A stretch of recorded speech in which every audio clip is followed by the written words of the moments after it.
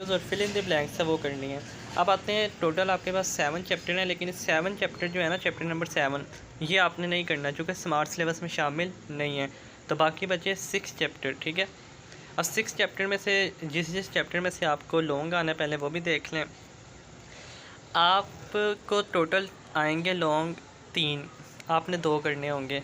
तो पहला लॉन्ग तो आपको यहाँ चैप्टर 1 में से आएगा या चैप्टर 2 में से, यानी इन 2 चैप्टर में से एक लॉन्ग आता है। ज़्यादा चांसेस अक्सर चैप्टर 1 में से होते हैं। उसके बाद दूसरा लॉन्ग आपको आता है चैप्टर 3 कंट्रोल स्ट्रक्चर या चैप्टर 4 एरे का जो चैप्टर है। अब इन 2 चैप्टर में से आपको एक लॉन्ग आएगा दूसरा, और तीसरा लॉन्ग आपको चैप्टर 5 में से आएगा या चैप्टर 6 में से। अब 3 में से आपने करने हैं 2, तो आप क्या करें, पहले 4 चैप्टर्स अच्छे से कर लें, क्योंकि आपने 2 लॉन्ग अटैम्प्ट करने हैं, आपके हो जाएंगे। अब आते हैं सबसे पहले चैप्टर 1, छोटा सा चैप्टर है, बहुत ही छोटा है, प्रॉब्लम सॉल्विंग। अब इसके अंदर सबसे पहले आपके पास टॉपिक है 1.2 problem solving method, most important topic है। अब इसमें ना आपने क्या करना है, सबसे पहले ये जो आपके पास स्टेप्स हैं, इन स्टेप्स को इसी तरह से याद कर लेना। ये 9 स्टेप्स आपको नज़र आ रहे होंगे, प्रॉब्लम आइडेंटिफिकेशन, स्पेसिफाई रिक्वायरमेंट्स। अच्छा, ये 9 स्टेप्स हैं किसी प्रोग्राम को बनाने के लिए, किसी प्रोग्राम की जो प्रॉब्लम है उसको सॉल्व करने के लिए। अब प्रॉब्लम को सॉल्व करने के कितने मेथड है, ये वो आपसे शॉर्ट में पूछ सकते हैं, तो आपने बताना है 9। MCQs में भी पूछ सकते हैं, तो आपको पता होना चाहिए 9। अब देखें, ये जो प्रॉब्लम सॉल्विंग मेथड है ना, ये आपने इसी तरतीब से याद करने हैं, यानी जिस तरतीब से लिखे हैं इन्हें आप आगे पीछे नहीं कर सकते, ठीक है। इसी तरतीब से याद करने पड़ेंगे आपको। अब इनके आगे डिटेल है आपके पास, तो शॉर्ट के लिए भी इम्पोर्टेंट है, लॉन्ग में भी आ सकते हैं। तो प्रॉब्लम आइडेंटिफिकेशन सबसे पहले आपके पास, तो प्रॉब्लम आइडेंटिफिकेशन वाला जो हिस्सा है इसको आपने करना है। उसके बाद स्पेसिफाई रिक्वायरमेंट्स, ये शॉर्ट में आया भी हुआ है। नेक्स्ट आप आ जाए एनालाइज दी प्रॉब्लम, ये भी आपने करना है। Design algorithm and draw flow chart, इसके अंदर आपने जो चीज़ करनी है ना, एक देखें, बस इतना याद रखिएगा कि जो 3 स्टेप्स लिखे हैं, एक तो कि कोई भी एल्गोरिदम कौन से 3 टास्क परफॉर्म करता है, इनपुट, प्रोसेसिंग, आउटपुट, ये 3 चीज़ें याद रखें। उसके बाद नीचे आ जाएँ, ये आपको नज़र आ रहा है प्रोग्राम, एक प्रोग्राम की डेफिनेशन आपने याद करनी है कि प्रोग्राम क्या होता है। उसके बाद डेस्क चेकिंग आपको नज़र आ रहा है, इसकी डेफिनेशन आपने शॉर्ट में याद करनी है। ड्रा द फ्लो चार्ट, इस टॉपिक को यहाँ पे छोड़ दें, आगे जाके आएगा बताऊँगा। राइट द प्रोग्राम कोडिंग, इसके अंदर आपने यहाँ से क्या करना है, ये जो सेंटेक्स का टॉपिक लिखा है ना, सेंटेक्स शॉर्ट, इसको आपने करना है। The grammatical rules of a programming language to write programs are refer to as syntax, ये डेफिनेशन लाजमी करनी है, बड़ी इंपॉर्टेंट है।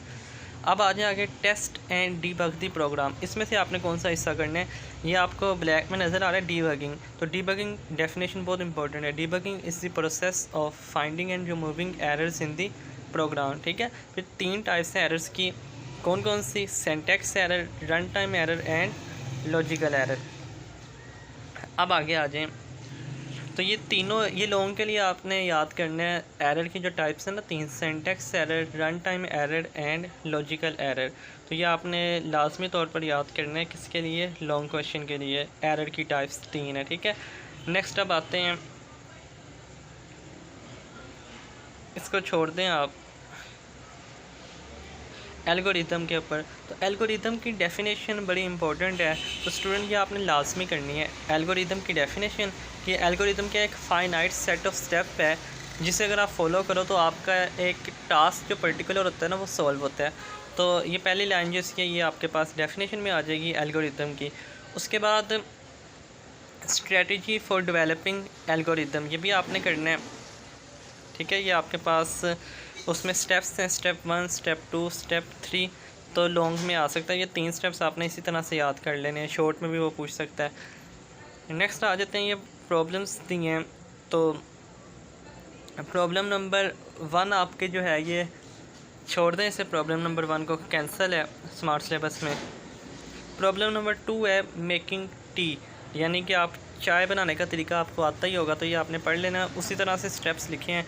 तो ये प्रॉब्लम 2 आपने लाजमी करनी है, मतलब वो आपको कह सकता है कि एल्गोरिदम आपने जो है ना वो डिज़ाइन करना है, किसका, एक चाय बनाने का एल्गोरिदम लिखे हैं। तो आपने इसी तरह ये जो 5 स्टेप्स लिखे हैं ये आपने लिखने हैं, ठीक है। नेक्स्ट आ जाते हैं, अब इन चीज़ों को छोड़ें, आगे आप आएँ ये आपके पास दो एग्जांपल्स लिखी हैं।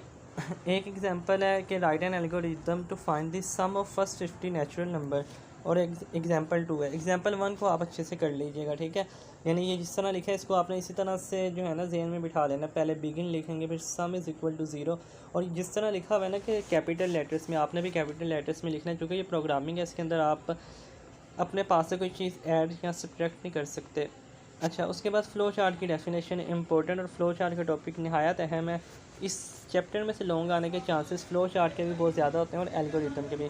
अब देखें फ़्लो चार्ट, ये इसकी डेफिनेशन, उसके बाद उसके सिंबल, यानी सिंबल ऑफ फ़्लो चार्ट क्या है। तो सिंबल ऑफ फ़्लो चार्ट, ये देखिए आपके पास सिंबल बने हैं, उसका पर्पस लिखा है।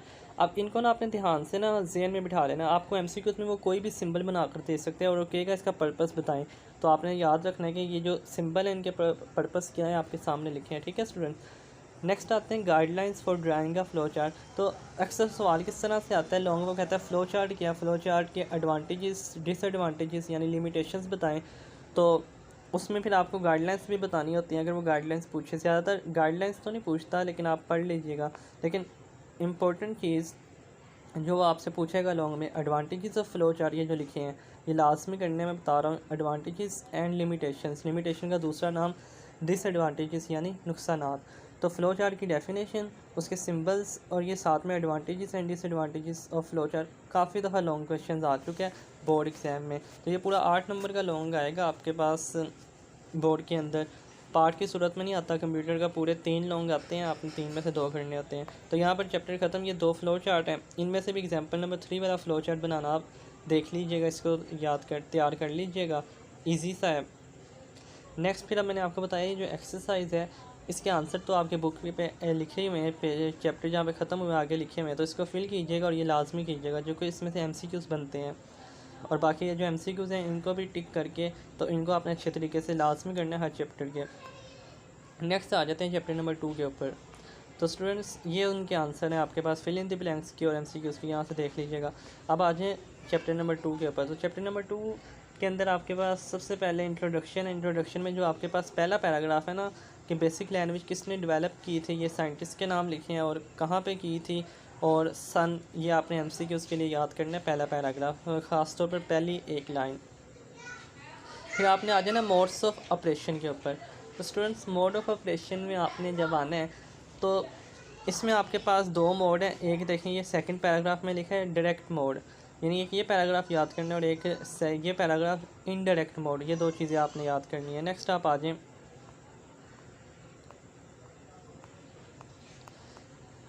Create and save the program. अच्छा, इसके अंदर जो चीज़ आपने तैयार करनी है ना, वो मैं आपको बताता हूँ। इसके अंदर आपके पास ये लिखा हुआ है ना, प्रेस द F4 की या टाइप सेव कमांड। अच्छा, अब किसी सेव कमांड के लिए, यानी एक फ़ाइल को सेव करने के लिए, वो आपको एमसीक्यूज़ पूछ सकता है, और काफ़ी दफ़ा पूछा भी है कि आप कीबोर्ड की कौन सी की इस्तेमाल करते हैं। तो F4, तो ये आपने याद रखना है, प्रेस F4 किस लिए, सेव के लिए, ठीक है। उसके बाद लोड के लिए आ जाए। अगर वो पूछे लोड के लिए कौन सी की यूज़ करनी है आपने, तो लोड के लिए करनी है F3, ठीक है। यहाँ से आपने ये याद करना है बस। नेक्स्ट आ जाते हैं एग्जीक्यूट प्रोग्राम। अब देखें इसके अंदर इसको आपने पढ़ना है, और एग्जीक्यूट का मतलब कि आपने अगर कोई कमांड रन करनी है, चलानी है, तो उसके लिए आपके पास F2 की है, यहाँ से आपने ये याद करना है। तो F2 किस लिए, रन करने के लिए या एग्जीक्यूट करने के लिए। F3 आपके पास है लोड करने के लिए, और F4 आपके पास सेव द प्रोग्राम करने के लिए। आगे चलते हैं student structure of basic programme. इस चैप्टर में से अगर कोई लॉन्ग आएगा तो स्टूडेंट काफ़ी दफ़ा ये आ चुका है स्ट्रक्चर ऑफ बेसिक प्रोग्राम। कुछ स्टेप में 6 स्टेप्स हैं आपके पास, बड़ा सिंपल सा आसान सा टॉपिक है। तो इसको आपने मुकम्मल तौर पर अच्छे तरीके से अपने दिमागों में घोल के पी लेना, इसको अच्छे तरीके से आपने याद करना है। लॉन्ग क्वेश्चन है, आप जहन में रख लीजिए। करेक्टर सेट ऑफ बेसिक, इसको छोड़ दें, इसमें आपके पास ये करेक्टर है, इनके नाम है, ये आपको पता ही होंगे। आगे आ जाएँ रिज़र्व वर्ड्स, या इनको कहते हैं कीवर्ड। लाजमी आएगा शॉर्ट के अंदर कि रिज़र्व वर्ड क्या होता है या कीवर्ड क्या होता है। दोनों एक ही चीज़ें हैं, मतलब वो ये भी कह सकते हैं कीवर्ड क्या है, या वो ये भी कह सकते हैं रिज़र्व वर्ड क्या है। या एमसीक्यूज़ में पूछ सकता है रिज़र्व वर्ड का दूसरा नाम क्या है, कीवर्ड का दूसरा नाम क्या है, reserve word. Variable most important short and long. किस तरह, वेरिएबल की definition, rules for naming variable in basic, जिस तरह स्ट्रक्चर ऑफ बेसिक लॉन्ग है, बहुत अहम। उसी तरह रूल्स फॉर नेमिंग वेरिएबल भी बहुत ज़्यादा अहम लॉन्ग है। तो ये जो रूल्स लिखे हैं 6, इनको अच्छे तरीके से रीड कीजिएगा, लर्न कीजिएगा। उसके बाद आ जाए टाइप डिक्लेरेशन करैक्टर। तो यहाँ पर ना आपके पास करैक्टर बने हुए हैं, उसके बाद उसकी टाइप लिखी है, यानी कि जो करैक्टर है पहला उसे आप स्ट्रिंग बोलते हैं, दूसरा उसे आप इंटीजर बोलते हैं। अब अगर single precision variable, double precision variable, यानी इनके नाम याद रखने हैं आपने, ठीक है। इस करैक्टर का क्या नाम है, इस करैक्टर का क्या नाम है, टाइप ऑफ वेरिएबल कौन सी है, एमसीक्यूज़ के लिए। अब आप आ जाएँ टाइप ऑफ वेरिएबल। तो ये भी लॉन्ग है, मतलब वेरिएबल का टॉपिक इस तरह आ सकता है, रूल्स फॉर नेमिंग वेरिएबल वो कहेगा तो आप वेरिएबल की डेफिनेशन और साथ में रूल्स बताएंगे। यहाँ वो कह सकते हैं वेरिएबल की डेफिनेशन और साथ में टाइप्स ऑफ वेरिएबल। तो 2 टाइप्स हैं, numeric variable and string variable. आसान से इनको आपने करनी, ठीक है। अच्छा, आगे आ जाएँ कांस्टेंट के ऊपर। वेरिएबल से मिलता जुलता ही टॉपिक है कांस्टेंट। इसकी भी 2 टाइप्स हैं, शॉर्ट के लिए भी करना है, लॉन्ग के लिए भी। जब आप वेरिएबल याद करेंगे तो ये याद करना आसान हो जाएगा आपके लिए, ज़्यादा मुश्किल नहीं है। तो न्यूमेरिक कांस्टेंट और एक आपके पास स्ट्रिंग कांस्टेंट है, ठीक है। अब आ जाए बेसिक कमांड के ऊपर। अब इसमें से जो बेसिक कमांड्स आपको गिवन है, मतलब स्मार्ट सिलेबस में मैं आपको वो बता रहा हूँ। अच्छा, ये जो कमांड्स है ना, ये शॉर्ट में आई है, लॉन्ग में जो भी आया आपको लॉन्ग में नहीं आएगी। इसमें सिर्फ आपने डेफिनेशन यानी कमांड की जो पहली लाइन लिखी हुई है उसका सेंटेक्स, इंटरप्रिटेशन चाहे रहने दीजिएगा, यानी डेफिनेशन और सेंटेक्स लाजमी है। यानी एक पहली लाइन लिखी है ना ऑटो कमांड की, उसके बाद नीचे सेंटेक्स लिखे 2 लाइनों का, वो करना है आपने। तो ऑटो कमांड आपकी शामिल है। नेक्स्ट आ जाए, ये छोड़ दें, ये कमांड शामिल नहीं है, जो है मैं आपको बता रहा हूँ। ऑटो के बाद आपके पास आपके स्मार्ट सिलेबस के अंदर जो कमांड शामिल है वो एडिट कमांड है, ठीक है। बाकी पीछे कोई भी नहीं है। एडिट कमांड के बाद आप आ जाएँ, फाइल भी नहीं है, कट है। फाइल के बाद अगर आगे बात की जाए तो किल कमांड भी जो है वो आपके पास नहीं है, कट है। लिस्ट, ऑटो, एडिट, लिस्ट, ठीक है, ये नोट करते जाइएगा। उसके बाद लोड कमांड, उसके बाद आपने करना है, ये सारे छोड़ दें। अब आप आगे आ जाए रन कमांड के ऊपर। रन कमांड के बाद स्टूडेंट आपके पास 2 कमांड्स हो रहे हैं, save command and system command. तो ये 2, ठीक है। अब आप आ जाएँ आगे, बाकी चीज़ें छोड़ दें। तो ये मैं आपको दोबारा रिपीट करके बता दूं, एक दफ़ा बोल दूं। Auto command, edit command, list command, load, run, save and system command. तो स्टूडेंट्स आगे आपके पास बेसिक स्टेटमेंट्स हैं, एक एंड स्टेटमेंट, एक दूसरी रेम स्टेटमेंट, ठीक है। इनके भी आपने स्टेटमेंट और साथ में सेंटेक्स करना है, ठीक है। नेक्स्ट आ जाए अब ऑपरेटर्स इन बेसिक, ठीक है। जो ऑपरेटर्स है ना ये लॉन्ग है। अरिथमेटिक ऑपरेटर्स हैं, उसके बाद रिलेशनल ऑपरेटर्स हैं, लॉजिकल ऑपरेटर्स हैं, ठीक है। तो ये और साथ में कनकैटिनेशन।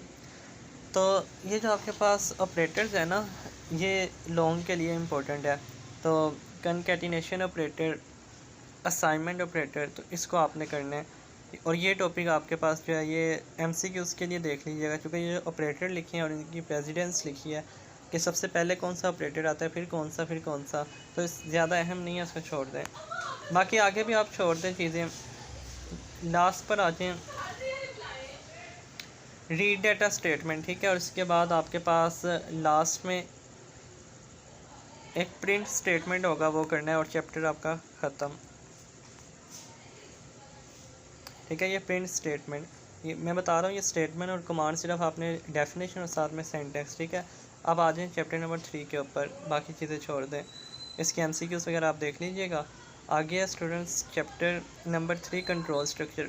छोटा सा चैप्टर है, बहुत ज़्यादा इंपॉर्टेंट है, ठीक है। इसके अंदर सबसे पहले आपके पास जो चीज़ लिखी है ना कंट्रोल स्ट्रक्चर, यानी जो पहली लाइन है, पहली 3 लाइनें, इसको आपने अच्छे से करना है। यानी कि आपके पास बेसिक के अंदर कंट्रोल स्ट्रक्चर जो है वो सीक्वेंस, सिलेक्शन एंड लूप, इसी के ऊपर चैप्टर है। नीचे आ जाए, ये सारा छोड़े। Unconditional transfer of control and conditional transfer of control, ये 2 डेफिनेशन है और इसी के ऊपर आगे सारा चैप्टर आपका बेस करता है। ये 2 डेफिनेशन लाजमी याद कीजिएगा। उसके बाद आ जाए अनकंडीशनल ट्रांसफ़र ऑफ कंट्रोल। अब जो आपके पास अनकंडीशनल ट्रांसफ़र ऑफ कंट्रोल है, इसमें आपके पास सबसे पहले गो टू स्टेटमेंट है, ठीक है। अब तो unconditional transfer of control, conditional transfer of control, इनकी डेफिनेशन कीजिएगा। उसके बाद ये जो आपके पास गो टू स्टेटमेंट है ना, ये सारा आपके पास गो टू स्टेटमेंट की डेफिनेशन और सिंटैक्स कर लीजिएगा, आगे कुछ ना कीजिएगा। अब बाकी आप आगे आप ये सारा छोड़ दें, ठीक है। ये वैसे भी आपका उसमें नहीं है स्मार्ट सिलेबस में। इसी तरह यहाँ पर कंडीशनल ट्रांसफ़र ऑफ कंट्रोल, पीछे डेफिनेशन आपने पढ़ ली है, वही करनी है, यहाँ से ना कीजिएगा। इसमें ऑन गो टू स्टेटमेंट वैसे स्मार्ट सिलेबस में नहीं है, तो ये छोड़ दें, इस दफ़ा नहीं है। अब आपने डायरेक्ट आ जाना पेज नंबर 45 के ऊपर। पेज नंबर 45 पे आपका टॉपिक आता है सिलेक्शन स्ट्रक्चर। तो सिलेक्शन स्ट्रक्चर बहुत ज़्यादा इंपॉर्टेंट है लोगों के लिए। इसमें आपके पास दो स्टेटमेंट है, if then end if then else. If then भी उसकी ये सारी स्टेटमेंट, सिंटैक्स और एग्जांपल, ठीक है। फिर इफ़ देन एल्स भी इसी तरह सिंटैक्स, स्टेटमेंट और उसके बाद एग्जांपल है आपके पास ये वाली, ठीक है। बाकी बीच वाला ये सारा छोड़ दें।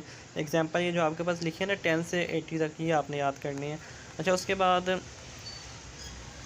आगे आ जाएं लूप्स के ऊपर। तो लूप्स भी शॉर्ट लॉन्ग दोनों के लिए इंपॉर्टेंट है। आपके पास जो लूप है फोर नेक्स्ट लूप सबसे पहले आपके पास आता है, तो इसका भी आपने डेफिनेशन, सिंटैक्स, फिर इसमें थोड़ी सी इंटरप्रिटेशन यानी जो उसकी वजाहत है इंटरप्रिटेशन, ये भी करनी है आपने। फिर नेक्स्ट उसकी एग्जांपल, ये भी करनी है। फिर आ जाता है आपके पास वाइल एंड लूप, इसके भी डेफिनेशन और सिंटैक्स आपने करना है, ठीक है। फिर लास्ट पे आपके पास लूप आता है नेस्टेड लूप, ये भी करना है। पहले दो लूप ज़्यादा इंपॉर्टेंट है। चैप्टर ख़त्म, अब आ जाए चैप्टर नंबर 4 के ऊपर। चैप्टर नंबर 4 इंपॉर्टेंट है, छोटा सा चैप्टर है एरे का। इसमें इंट्रोडक्शन, फिर सबसे पहले आपने जो व्हाट इज़ एन एरे बोलते हैं, इसे एरे भी बोलते हैं। तो ये वाला जो आपके पास पूरा पेज है ना, इसको आपने कर लेना। लेकिन जो पहली दो लाइनें हैं उसके बाद आपके पास जो जनरल फॉर्मेट सिंटैक्स है, यानी array name, size of array, ये आपने याद कर लेना है। तो इसको आपने एक दफ़ा रीड करना है, सारा याद करने की इतनी ज़रूरत नहीं। अब आ जाए आप आगे, filling and printing of an array, ठीक है, ये याद करने आपने शॉर्ट के लिए। उसके बाद आप आ जाए टाइप्स ऑफ एरे, लास्ट पर होगा, आपने वो करना है, ठीक है। मैं दिखाता हूँ आपको टाइप्स ऑफ एरे, ठीक है। और ये बहुत ज़्यादा इंपॉर्टेंट है। इसमें आपके पास टाइप्स ऑफ एरे में दो टाइप्स है, 1 डायमेंशनल एरे और आपके पास 2 डायमेंशनल, ठीक है। तो ये आपने सारा ये याद करना है एग्जांपल्स में, क्योंकि लॉन्ग में आ सकता है और इम्पोर्टेंट है। इस चैप्टर का 2 ही लॉन्ग है ये, यानी एक ही बनता है टाइप्स ऑफ एरे, ठीक है। तो इसको अच्छे तरीके से कीजिएगा। फिर ये 2 डायमेंशनल एरे है, तो बस चैप्टर ख़त्म। आगे आ जाए चैप्टर नंबर 5 के ऊपर।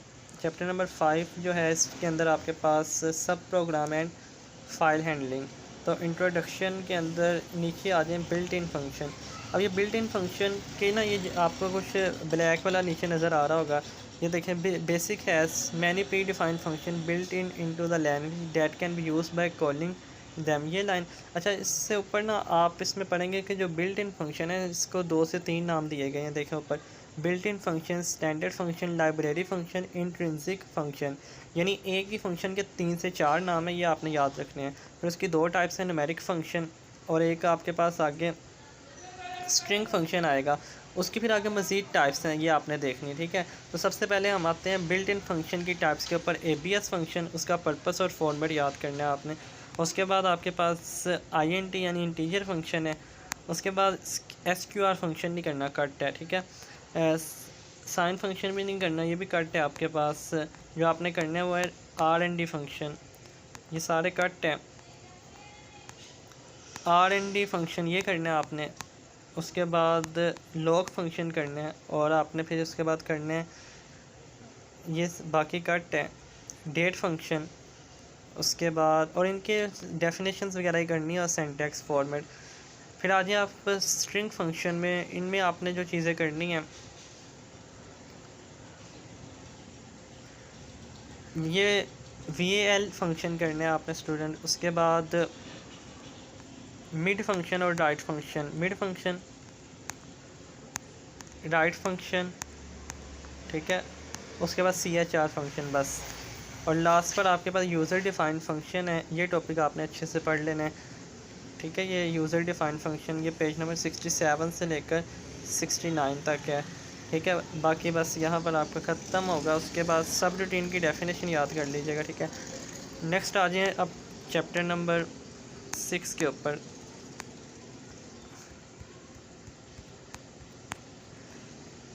चैप्टर 6 भी छोटा सा और आसान सा चैप्टर है, ग्राफिक्स इन बेसिक। तो पहली लाइन में ग्राफिक की डेफिनेशन है, पहली लाइन इन्फॉर्मेशन तक, ये याद करनी है लाजमी। उसके बाद आ जाए, हम नीचे आते हैं,